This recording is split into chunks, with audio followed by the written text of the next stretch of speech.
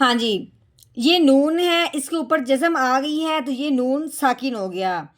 ہر ساکن حرف جو ہے پچھلے والے کو اپنے ساتھ ملاتا ہے۔ جیسے کہ اب یہ نون ساکن ہے، اب اس نے عین کو اپنے ساتھ ملانا ہے۔ ہر ساکن نے یہ کام تو ضرور کرنا ہے، ٹھیک ہے، لیکن کچھ حروف ایسے ہیں جن کے اوپر یہ جزم آ جائے تو ان پہ قاعدہ جاری ہو جاتا ہے۔ ٹھیک ہو گیا؟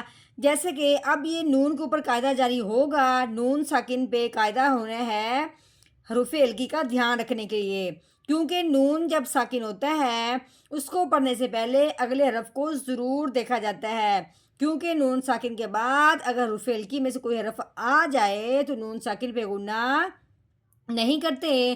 اگر نون ساکن کے بعد حروف ہلکی نہ آئے پھر نون ساکن پہ غنہ کرتے ہیں۔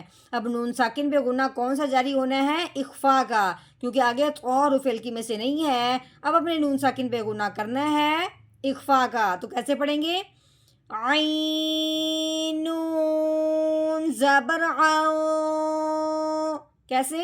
عو، ہاں جی، اس کو ہم نے ایک الف کے برابر غنہ کر کے پڑھنا ہے۔